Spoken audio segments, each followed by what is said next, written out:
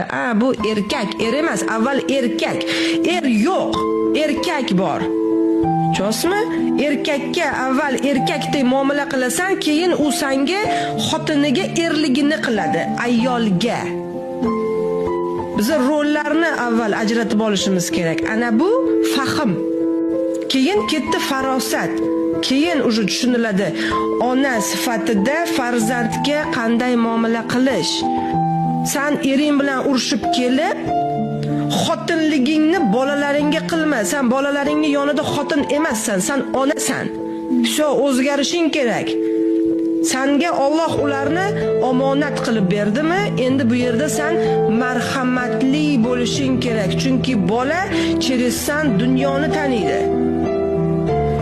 Ering bilan o'zing kelishib ol, kashayni, короче. Bu yerda bolaga sen onaligingni qilishing kerak, marhamatli bo'lishing kerak.